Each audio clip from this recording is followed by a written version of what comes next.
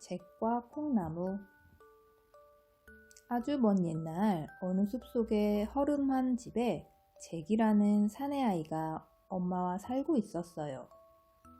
잭의 집은 몹시 가난해서 가진 거라곤 달랑 젖소 한 마리 뿐이었죠. 그런데 젖소가 늙어 우유마저 나오지 않는 거예요. 어느 날 엄마가 한숨을 쉬며 말했어요. 어쩔 수가 없구나. 젖소를 장에 내다 팔고 오너라. 네, 엄마, 다녀오겠습니다. 잭은 젖소를 끌고 부지런히 숲길을 걸어갔어요. 그런데 이상한 할아버지가 잭을 불러세웠어요. 할아버지는 주머니를 뒤적뒤적 하더니 콩 3알을 꺼내 잭에게 내밀었지요. 얘야, 이 콩은 신기한 요술콩이란다. 내게 행복을 가져다 줄 거야. 우와, 정말요? 잭은 냉큼 콩 3알과 젖소를 맞바꾸고 말았어요. 엄마, 저 왔어요. 아니, 벌써 젖소를 팔고 왔니? 돈은 얼마나 받았니? 엄마, 돈보다 더 좋은 걸 받았어요. 글쎄, 이 콩이 요술콩이래요. 잭은 신이 나서 엄마 앞에 콩 3알을 꺼내 놓았어요. 그 젖소는 우리의 전 재산이었는데 어쩜 그렇게 어리석은 일을 저질렀니? 엄마는 불같이 화를 내었어요. 잭은 저녁도 못 먹고 다락방으로 쫓겨났어요. 배고픈 잭도 화난 엄마도 잠이 들고 달도 별도 잠든 그날 밤에 놀라운 일이 벌어졌어요. 콩에서 싹이 트더니 쑥쑥 자라나는 거예요. 아침이 되자 다락방 창에 커다란 그림자가 드리워졌어요. 잭이 놀라서 창문을 열어보니 밤새 자란 콩나무가 구름을 뚫고 하늘 높이 뻗어 있었죠. 우와, 진짜 요술콩이었어. 콩나무 끝에 뭐가 있는지 올라가 보자. 잭이 올라가고 또 올라가 구름 위에 다다랐어요. 구름 위에는 놀랍게도 어마어마하게 큰 성이 있었지요. 잭은 열린 문틈 사이로 기웃거리다가 용기를 내어 안으로 들어갔어요. 장화도 큼직, 의자도 큼직, 숟가락도 큼직. 도대체 여기에 누가 살까? 그때 쿵쾅 쿵쾅 천둥 같은 발소리가 들려왔어요. 잭은 깜짝 놀라서 허둥지둥 탁자 밑에 숨었어요. 성의 주인은 무시무시한 거인이었어요. 어디서 사람 냄새가 나는 것 같은데? 킁킁. 거인은 두리번거리다가 이내 자리에 앉았어요. 그리고 들고 온 자루에서 무언가를 꺼냈어요. 바로 반짝이는 금화였지요. 거인은 한참 동안 금화를 세고는 드르렁 드르렁 깊은 잠에 빠졌답니다. 잭은 살금살금 거인 쪽으로 다가가 금화가 든 자루를 냅다 들쳐매고 콩나무를 향해 힘껏 내달렸어요. 잭이 눈 깜짝할 사이에 콩나무를 주르륵 미끄러져 내려와 소리 나게 집 안으로 뛰어들어갔어요. 엄마, 이 금화 좀 보세요. 다 요술콩 덕분이에요. 잭과 엄마는 거인의 금화를 쓰며 넉넉하게 잘 살았어요. 하지만 금화자루가 점점 홀쭉해지자 잭은 불안했어요. 아무래도 거인의 성에 다시 가봐야겠어. 잭은 다시 콩나무를 타고 하늘 높이 올라갔어요. 그러고는 살그머니 성으로 들어가 솥 안에 숨었죠. 잠시 뒤에 거인이 쿵쾅쿵쾅 들어오더니 탁자 위에 암탉 한 마리를 올려놓았어요. 다가 황금알을 낳아라. 거인의 말이 끝나기가 무섭게 암탉이 황금알을 쏙. 거인은 황금알을 들고 밖으로 나갔지요. 잭은 이때다 싶어 암탉을 훔쳐 집으로 돌아왔어요. 잭과 엄마는 황금알을 팔면서 넉넉하게 잘 살았어요. 그런데 잭은 자꾸만 거인의 성이 궁금하지 뭐예요? 다시 성으로 간 잭이 과일 바구니 안에 숨었어요. 곧 거인이 하프 하나를 들고 들어왔지요. 하프야 하프야 노래하여라. 그러자 세상에 없는 아름다운 노래가 흘러나왔어요.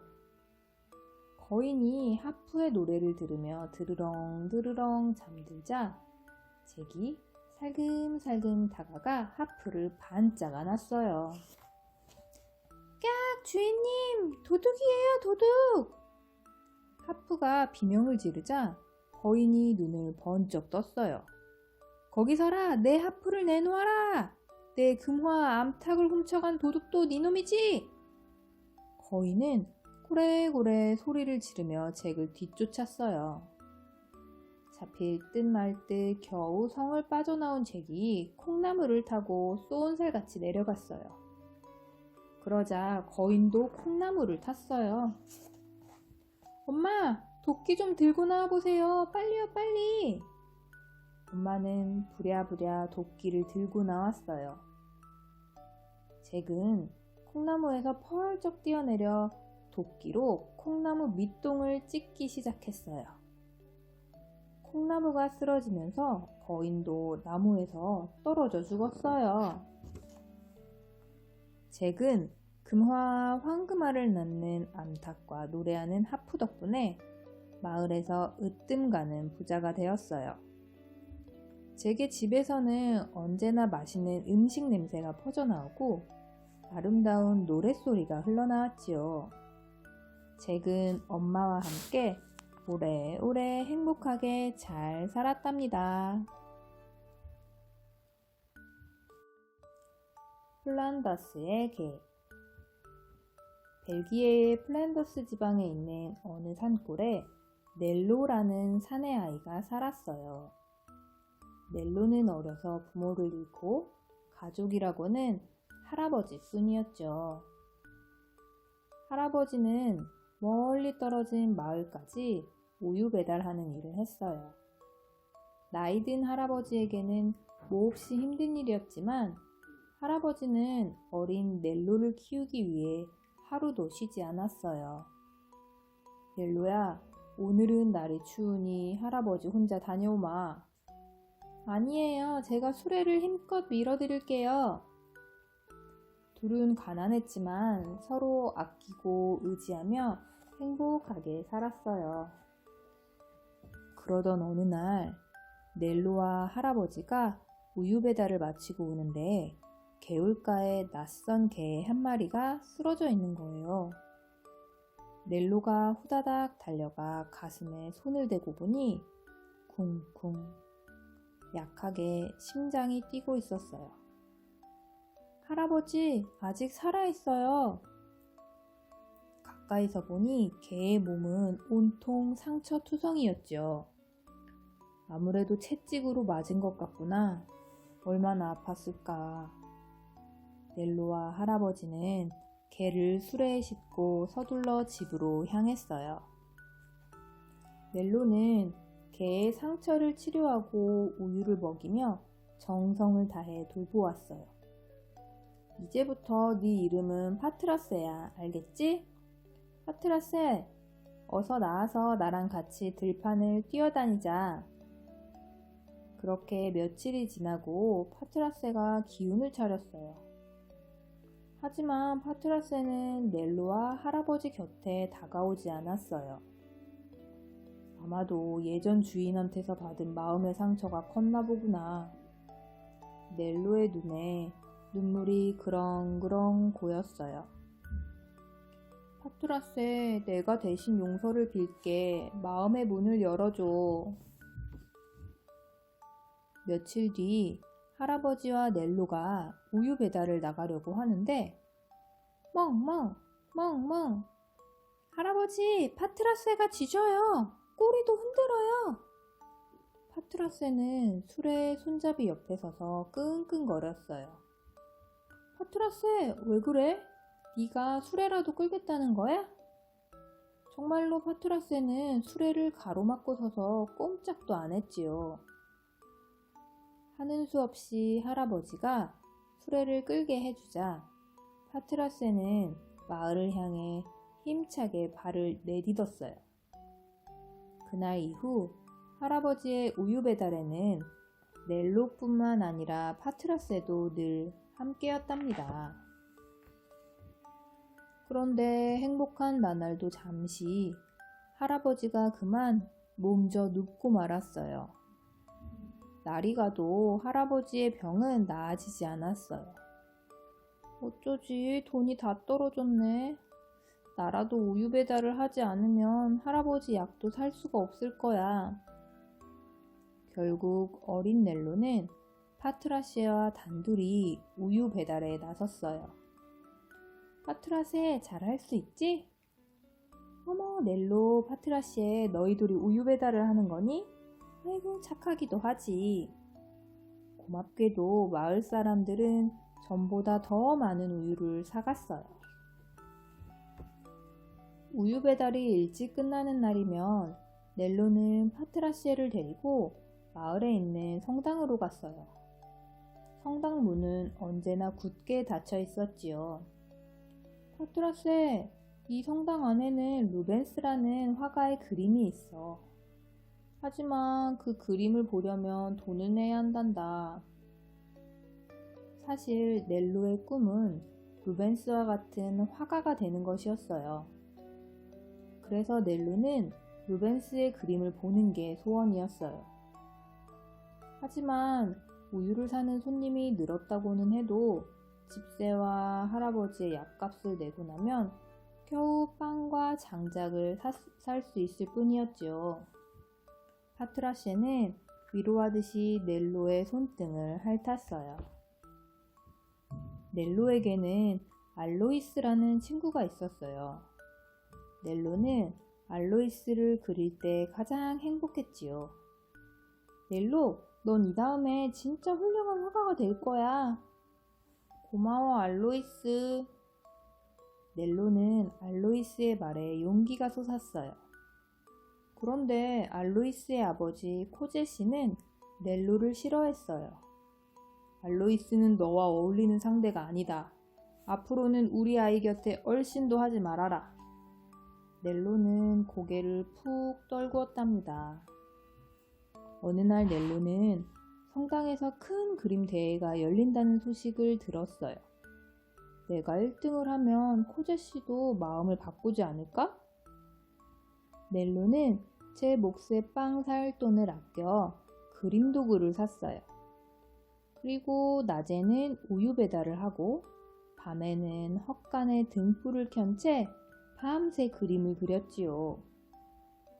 드디어 완성한 그림을 성당에 내고 오는 길에 넬로는 몰래 알로이스를 찾아갔어요. 알로이스, 이 인형을 보니 네가 생각이 났어. 비록 넬로가 길에서 준 낡은 인형이었지만 알로이스는 진심으로 기뻤어요. 코제씨가 그 모습을 보고 있는 줄은 꿈에도 몰랐죠. 그날 밤 코제씨의 방앗간에 큰 불이 났어요. 마을 사람들이 모두 달려가 양동이로 물을 뿌렸고 넬로도 마을 사람들을 도왔어요. 다행히 불은 꺼졌지만 방앗간은 잿더미가 되었지요. 그런데 갑자기 코제씨가 넬로에게 다가와 소리쳤어요. 모두 네 짓이지? 내가 알로이스를 못 만나게 하니 일부러 불을 질렀지. 네가 아까 우리 집에 온 것도 다 봤어. 넬로는 아무 말도 못하고 고개만 저을 뿐이었어요. 그날 이후 넬로의 우유를 먹는 손님이 뚝 끊겼어요. 마을 사람들은 속으로는 모두 착한 넬로가 그런 짓을 했을 리 없을 리라고 믿고 있었지만 부자인 코제씨의 눈치가 보였던 거예요. 넬로는 더 이상 할아버지의 약을 살 수 없었어요. 집세도 밀려 집주인이 당장 집을 비우라고 했지요. 할아버지는 나날이 쇠약해지시더니 한겨울에 매서운 바람이 몰아치던 어느 날 밤에 끝내 세상을 떠나고 말았답니다. 넬로는 할아버지의 장례를 치른 뒤 파트라세와 둘이 터덜터덜 무거운 걸음으로 성당으로 향했어요. 파트라세, 아직 희망은 있어. 그림대회에서 1등을 하면 집세도 내고 먹을 것도 살 수 있어. 하지만 그림대회 1등은 넬로가 아니었어요. 넬로가 열에 들뜬 채 거리를 힘없게 걷는데 파트라세가 눈 속에서 두툼한 가죽 지갑을 찾았어요. 지갑에는 돈이 가득했고 코제 씨의 이름이 써 있었어요. 이 돈이라면... 하지만 넬로는 곧장 알로이스의 집으로 갔어요. 알로이스의 어머니는 몇 번이고 인사했어요. 정말 고맙구나. 이렇게 착한 너를 의심했다니. 넬로, 부디 우리 아빠를 용서해줘. 넬로는 알로이스에게 힘없이 웃어 보였어요. 난 괜찮아. 그런데 알로이스, 우리 파트라시를 좀 맡아줘. 넬로는 점점 더 거세지는 눈보라를 뚫고 어딘가로 달려갔어요. 파트라세는 넬로가 보이지 않을 때까지 지저댔죠. 그날 밤 집에 돌아온 코제 씨는 지갑 이야기를 듣고 후회와 부끄러움으로 얼굴을 들지 못했어요. 넬로가 향한 곳은 루벤스의 그림이 있는 성당이었어요. 넬로는 몰래 성당 안으로 들어갔어요. 그해 겨울 들어 가장 추운 밤, 온기라고는 없는 돌로 지어진 성당은 마치 얼음궁전 같았지요. 넬로가 천이 씌어진 그림 앞에 넋을 놓고 서 있는데 멍멍! 파트라세 소리가 들렸어요. 파트라세가 알로이스의 집에서 도망쳐 나온 거예요. 그래, 파트라세, 우리 둘이 영원히 함께하자. 넬로는 힘껏 천을 잡아당겼어요. 다음날 아침, 사람들은 차가운 성당 바닥에서 꼭 부둥켜 안고 숨을 거둔 넬로와 파트라세를 발견했어요. 그때 사람들 사이를 헤치고 누군가 허둥지둥 달려왔어요. 내가 그렇게 찾던 넬로가 바로 이 아이라고요? 이럴 수가. 이 아이는 천재예요. 어리석은 심사위원들이 그걸 몰라보다니. 그 사람은 아주 유명한 화가였지요. 모두들 가엾은 소년과 충직한 개의 안타까운 죽음 앞에 뜨거운 눈물을 흘렸답니다.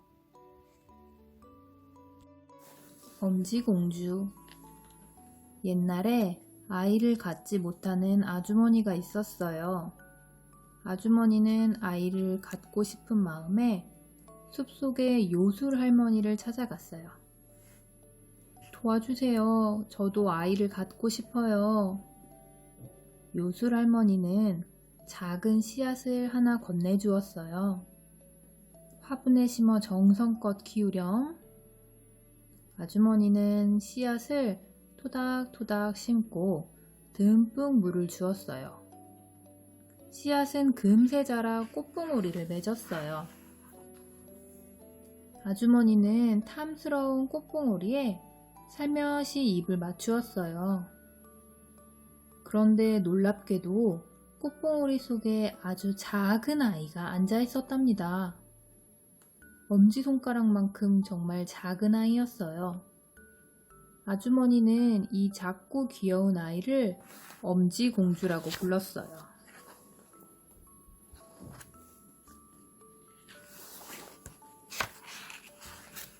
아주머니는 엄지공주에게 단단한 호두 껍질로 침대를 만들어 주었어요. 향기로운 꽃잎으로 이불을 만들어 포근히 덮어주었지요. 그릇에 물을 담아 뱃놀이도 해주었어요. 나는 우리 엄지공주가 너무너무 좋구나. 저도 세상에서 엄마가 제일 좋아요. 그러던 어느 날 두꺼비가 창문으로 엄지공주를 몰래 엿보았어요. 참 작고 이쁘네. 우리 아들과 결혼시켜야지. 두꺼비는 잠이 든 엄지공주를 연못으로 데리고 갔어요. 잠에서 깨어난 엄지공주는 깜짝 놀랐어요. 징그러운 두꺼비가 웃고 있는 게 아니겠어요? 두꺼비는 엄지공주가 도망가지 못하게 물에 떠있는 연꽃잎 위에 올려놓았어요. 엄마, 우리 엄마한테 보내주세요. 엄지공주는 너무 무서워서 눈물만 뚝뚝 흘렸어요. 저렇게 예쁜 아가씨를 못생긴 두꺼비 아들에게 시집 보낼 수 없지. 우리가 구해주자. 물고기들이 초록빛 연꽃 줄기를 물어뜯기 시작했어요. 마침내 연꽃 줄기가 뚝 끊어졌어요. 엄지공주를 태운 연꽃잎이 둥둥 떠내려갔지요. 연꽃잎은 큰 숲으로 둘러싸인 강기슭에 닿았어요. 이 숲이 마음에 들어. 여기서 살래. 숲은 정말 너무나 아름다웠어요. 바람은 시원하고 또 이슬은 달콤했지요. 하지만 여름, 가을이 지나고 겨울이 되자 숲은 전혀 다른 모습으로 바뀌었어요. 모든 것이 꽁꽁 얼어붙고 먹을 것 하나 없었지요. 추위와 배고픔에 지친 엄지공주는 이곳저곳 떠돌다가 어느 집 문을 두드렸어요. 문이 열리며 들쥐 아주머니가 얼굴을 내밀었어요. 아이고 이런, 몸이 꽁꽁 얼었네. 어서 들어오너라. 들쥐 아주머니는 따뜻한 음식을 내주었어요. 봄이 올 때까지 우리 집에서 지내거라. 들쥐 아주머니는 엄지공주가 마음에 들었어요. 그 대신 청소도 하고 재미있는 이야기도 들려주렴. 엄지공주는 들쥐 아주머니 집에서 겨울을 보내게 되었어요. 어느 날 이웃에 사는 두더지가 놀러 왔어요. 엄지공주야, 두더지 씨란다. 나보다 훨씬 부자고 멋진 신사지. 들쥐 아주머니는 두더지 칭찬을 늘어놓았어요. 하지만 부자고 신사면 뭐 하겠어요? 어두컴컴한 굴 속에서만 사는 두더지인걸요. 두더지는 엄지공주를 보자 첫눈에 반했어요. 그래서 두더지 굴로 초대했답니다. 두더지 굴은 아주 길고 깜깜했어요. 한참을 내려가는데 굴 한가운데에 제비가 죽은 듯이 누워 있었어요. 아름다운 날개를 축 늘어뜨리고 발과 머리는 깃털 속에 파묻혀 있었어요. 엄지공주는 가엾은 제비 생각에 잠이 오지 않았어요. 마른 풀로 이불을 짜서 제비를 찾아가 따뜻히 덮어주었어요. 잘 자 예쁜 새야. 지난 여름 아름다운 노래를 나에게 들려주었지. 고마웠어. 엄지공주는 제비에게 얼굴을 묻으며 흐느꼈어요. 그런데 제비의 심장이 콩콩 뛰는 게 아니겠어요? 제비는 아직 살아 있었어요. 엄지공주는 겨울 내내 제비를 보살펴 주었어요. 겨울이 지나고 따스한 봄이 왔어요. 제비는 엄지공주의 보살핌으로 기운을 차렸어요. 착한 아가씨, 그동안 고마웠어요. 제비는 지지배배 노래하며 숲으로 날아갔어요. 어느 날 밤 들쥐 아주머니가 엄지공주를 불렀어요. 두더지 씨가 너와 결혼하고 싶다는구나. 넌 정말 행복한 아이야. 엄지공주는 두더지가 싫었지만 들쥐 아주머니를 실망시켜 드릴 수는 없었어요. 드디어 결혼식 날이 되었어요. 평생 햇빛도 못 보고 땅속에서만 살아야 한다니. 엄지공주는 햇님을 보며 눈물을 흘렸어요. 잘 있어요, 햇님. 모두들 안녕. 그때 어디선가 제비가 날아왔어요. 아가씨, 곧 추운 겨울이 온답니다. 나와 함께 따뜻한 남쪽 나라로 가요. 엄지공주는 제비의 등에 올라탔어요. 제비는 하얀 꽃들이 가득 핀 들판으로 날아갔어요. 제비는 가장 큰 꽃송이에 엄지공주를 내려놓았어요. 그 꽃 위에는 꽃요정 나라의 왕자님이 있었어요. 왕자님은 햇님처럼 빛나는 왕관을 벗어 엄지공주에게 씌워주었어요. 꽃 요정들의 왕비가 되어주세요. 그래서 엄지공주는 왕자님과 결혼하여 행복하게 살았대요. 개구리 왕자. 옛날 먼 나라에 아름다운 궁전이 있었대. 그 궁전에는 아름다운 공주가 살고 있었대. 공주에게는 황금공이 하나 있었는데 무척 아꼈단다. 늘 이 황금공을 가지고 놀곤 했지. 하루는 공주가 숲속에서 황금공을 가지고 놀다가 그만 우물 속에 풍덩 빠뜨려 버렸지 뭐야. 깊고 깊은 우물 속을 아무리 들여다봐도 황금공은 보이지 않았어. 공주님, 왜 그렇게 울고 있어요? 개구리 한 마리가 우물 밖으로 머리를 내밀며 물었어. 내 황금공을 우물에 빠뜨렸단다. 공주님, 내가 그 공을 찾아줄 테니 울음 그쳐요. 그 대신 날 궁전으로 데려가 주세요. 공주님이랑 같이 밥 먹고 같은 방에서 자게 해주세요. 알았어. 약속할게. 공주는 징그럽고 못생긴 개구리가 싫었지만 어쩔 수 없이 고개를 끄덕거렸어. 개구리는 깊은 우물 속으로 들어가더니 황금공을 가지고 나왔어. 자, 여기 있어요. 공주는 황금공을 다시 찾게 되어 너무 기뻤지. 이제 궁전으로 가야죠. 개구리가 우물 속에서 뛰어나오며 말했어.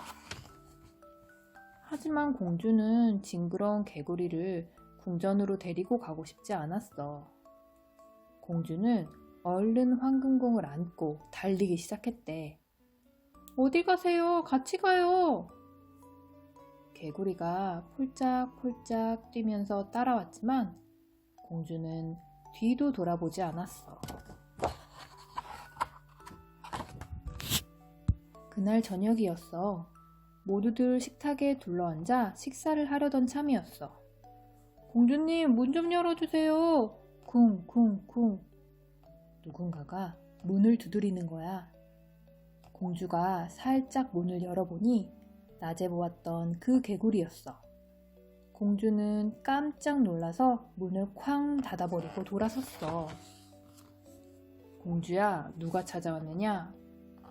임금님이 다가와 물었어. 공주는 어쩔 수 없이 낮에 있었던 일을 이야기했대. 얘야, 약속은 언제나 지켜야 하는 거란다. 비록 개구리와의 약속일지라도 말이다. 임금님은 공주를 꾸짖었어.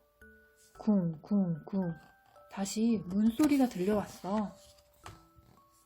공주는 개구리에게 문을 열어주어야 했단다. 개구리는 안으로 폴짝폴짝 뛰어들어와서 공주에게 말했어. 날 식탁 위로 올려줘요. 개구리는 식탁 위에 음식을 맛있게 먹어 치웠어. 음식을 다 먹자 개구리가 다시 말했지. 배가 부르니 졸리네요. 어서 공주님 방으로 데려다 주세요. 싫어. 널 내 방에서 재울 수 없어. 공주는 끝내 엉엉 울음을 터뜨렸어. 공주야, 개구리도 네 부탁을 들어주지 않았느냐. 어서 개구리를 방으로 데리고 가거라. 공주는 임금님의 말을 어길 수 없었어. 징그럽고 못생긴 개구리를 손끝으로 살짝 집어들고 방으로 갔대.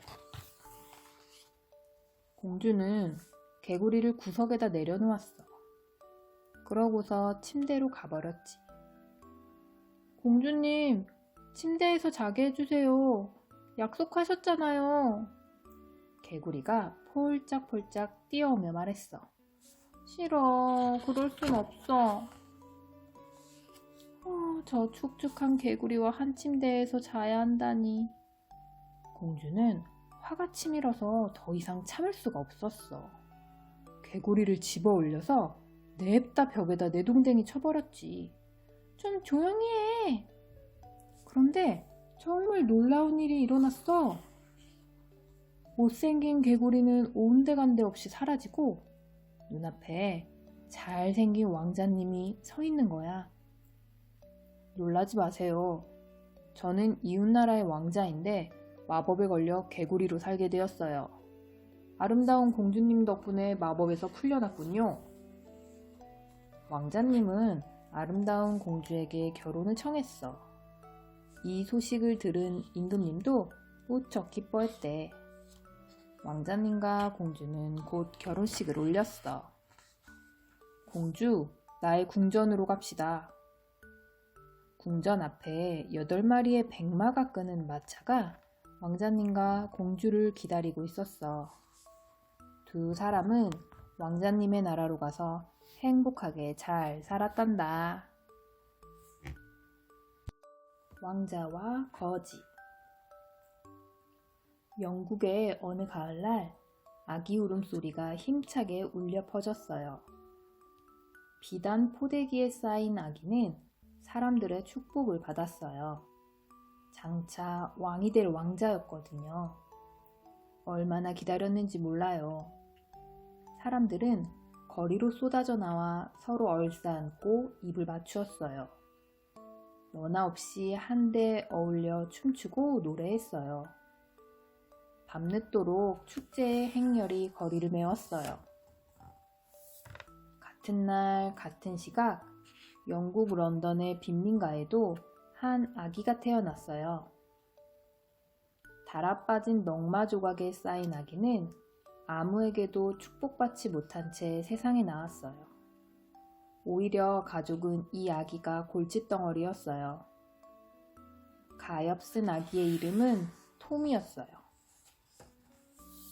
톰의 아버지는 도둑이었어요. 늘 욕을 입에 달고 다녔고 걸핏하면 술에 취해 싸움을 일삼았어요. 쌍둥이 누나들은 꾀재재한 모습이었지만 마음씨는 고왔어요. 톰은 누나들과 함께 국어를 하며 돈을 벌어와야 했어요. 한밤중에 톰이 빈손으로 돌아오는 날이면 아버지는 톰을 흠씬 두들겨 패고 쫄쫄 굶겼어요. 그래도 톰은 별로 불만이 없었어요. 오펄코트에 사는 아이들은 다 이렇게 컸으니까요. 하지만 신부님에게서 몰래 글을 배우고 왕과 왕자가 나오는 옛 이야기를 들으며 꿈을 갖게 되었어요. 멋진 왕자가 되는 꿈이요. 꿈이 간절해질수록 톰은 왕자처럼 말하고 행동하게 되었고 진짜 왕자님을 만나는 게 소원이었어요. 어느 날 톰은 먼 길을 걸어 궁전 앞까지 와버렸어요. 언뜻 성문 사이로 잘생긴 소년이 보였어요. 보석들이 반짝이는 옷과 화려한 깃털 장식의 모자. 톰은 자기도 모르게 성문 창살에 매달렸어요. 경비병이 톰을 내동댕이 치자 왕자가 달려나왔어요. 가엾은 아이를 함부로 대하다니 아이를 들여보내라. 왕자는 톰을 자기 방으로 데리고 와서 배불리 먹여주었어요. 왕자가 시종들을 나가게 하고 이것저것 물어보았어요. 너는 말을 꽤 잘하는구나. 오펄코트에 사는 게 재미있니? 배고플 때 말고는 재미있습니다.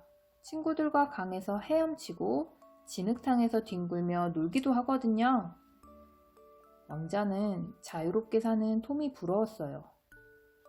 나도 너같이 편한 옷을 입고 진흙탕 속에서 마음껏 뒹굴고 싶구나. 단 한 번만이라도 말이야. 저는 꼭 한번 왕자님 옷을 입어보는 게 소원이에요. 잠시 뒤 왕자와 톰은 서로 옷을 바꿔 입고 거울 앞에 섰어요. 그런데 둘은 머리부터 발끝까지 똑 닮았지 뭐예요? 이렇게 있으면 누가 누군지 아무도 몰라보겠구나. 아니 톰, 너 손을 다쳤구나? 아까 그 경비병이... 하지만 괜찮습니다. 이런 괘씸한, 당장 가서 혼내줘야겠다. 꼼짝 말고 있어. 왕자는 누더기를 걸친 채 궁전 대문으로 달려갔어요. 어서 문을 열어라, 어서! 경비병이 재빨리 문을 열더니 왕자의 뺨을 후려쳤어요. 왕자는 저만치 길바닥에 나뒹굴었어요. 왕자는 몸을 꼿꼿이 일으키며 경비병을 노려보았어요. 난 에드워드 왕자다! 경비병이 완전히 미쳐버렸군 하고 소리쳤어요. 구경꾼들이 깔깔대며 웃었어요. 구경꾼들은 왕자를 길 한가운데로 떼밀며 놀려댔어요. 한편 톰은 거울 앞에서 황홀한 얼굴로 왕자 옷을 바라보았어요. 왕자의 걸음을 흉내내고 번쩍이는 칼을 휘둘러 보기도 했어요. 그러다가 문득 왕자가 너무 늦는다고 생각했어요. 톰은 두렵고 불안해지기 시작했어요. 때마침 왕자의 아름다운 사촌 누나가 찾아왔어요. 톰은 털썩 무릎을 꿇고 빌었어요. 제발 도와주세요. 저는 왕자님이 아니라 불쌍한 거지입니다. 왕자님을 만나게 해주세요. 그러면 모든 사실이 밝혀질 거예요. 왕자의 사촌 누나는 저에게 무릎을 꿇으시다니 왕자님, 이러시면 안 돼요. 쩔쩔매다가 도망치듯이 방을 나갔어요. 왕자님이 미쳤다! 소문은 날개 달린 듯 궁전 안에 금세 퍼지고 말았어요. 왕은 급히 왕자를 불러들였어요. 병들어 누워 지내던 터라 걱정이 이만저만 아니었어요. 아들아, 무슨 일이냐? 네가 미치다니. 너는 곧 영국의 왕이 될 몸 아니냐? 폐하, 살려주십시오. 저는 왕자가 아닙니다. 왕자님과 옷을 바꿔 입어서 여기까지 오게 된 것입니다. 왕은 희망을 잃지 않고 톰에게 이것저것 물어보았어요. 그러나 돌아오는 대답은 실망만 안겨줄 뿐이었어요. 여봐라, 왕자는 지금 건강이 안 좋다. 왕자가 나올 때까지 누구든지 이 사실을 말해선 안 된다. 톰은 이제 꼼짝없이 갇힌 신세가 되었어요. 그날부터 톰은 어쩔 수 없이 왕자가 되었어요. 식사를 할 땐 냅킨을 눌렀고 물조차도 따라주는 것을 마셨어요. 신하들이 아침마다 옷을 입혀주고 양말도 신발도 죄에다 신겨주었어요. 왕자가 공부하다가 틀리면 대신 매를 맞아주는 아이도 있었어요. 아, 답답해. 내 힘으로 할 수 있는 건 숨 쉬는 것뿐이야. 톰은 푹신한 침대에 누워도 잠이 오지 않았어요. 에드워드 왕자는 사람들에게 맞아 온몸이 피투성이가 되었어요. 오펄코트라고 했지? 톰의 집을 찾으러 가야겠다. 내가 진짜 왕자라는 걸 증명해 줄 테니까. 왕자는 꼬불꼬불한 길을 찾아가다가 억센 손에 붙들렸어요. 척보니 한 푼도 못 벌었나 보군. 어디 두고 보자. 아, 네가 톰의 아비구나. 나는 이 나라의 왕자다. 어서 나를 궁궐로 데려다다오. 이놈 미쳐도 단단히 미쳤네. 톰의 아버지는 발버둥 치는 왕자를 집으로 끌고 갔어요. 왕자는 톰의 아버지에게 흠씬 두들겨 맞았어요. 왕자가 축 늘어져 있는데 탕탕 문 두드리는 소리가 들렸어요. 어서 도망쳐. 자네가 오늘 때린 사람이 신부님이야. 잡히면 당장 모가지가 달아날걸? 톰의 아버지는 왕자의 손목을 움켜쥐고 거리로 뛰쳐나갔어요. 템스강에 폭죽이 터지고 런던 시내에는 사람들로 홍청됐어요. 가짜 왕자 톰은 깃발이 펄럭이는 배를 타고 시청에 도착했어요. 왕실의 파티가 열리기 때문입니다. 사람들이 북적이는 틈을 타 왕자는 톰의 아버지 소나기에서 빠져나와 시청으로 달려갔어요. 문을 열어라! 내가 진짜 왕자다! 왕자가 고래고래 소리치자 사람들이 몰려들어 놀려댔어요. 미친 녀석을 봤나? 사람들이 왕자를 잡으려고 손을 뻗는 순간 핸드는 왕자의 손을 잡아 끌고 달아났어요. 그때 시청 안에서는 왕족과 귀족들이 파티를 즐기고 있었어요. 흥겨운 음악이 뚝 끊기며 사자의 목소리가 들렸어요. 폐하께서 돌아가셨습니다. 잠시 침묵이 흐르더니 사람들이 톰을 향해 무릎을 꿇었어요. 에드워드 왕 만세! 이튿날부터 톰은 대관식을 치르지 않았지만 왕 노릇을 해야 했어요. 눈부신 왕의 옷을 입고 구름처럼 서 있는 신하들 사이를 걸어서 왕의 의자인 옥자에 앉았어요. 이 일을 어떡하지? 왕자님은 어떻게 되셨을까?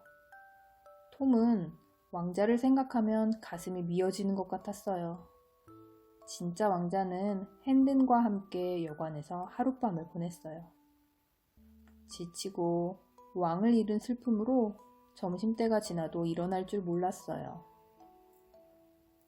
핸든은 시골 귀족의 아들이에요.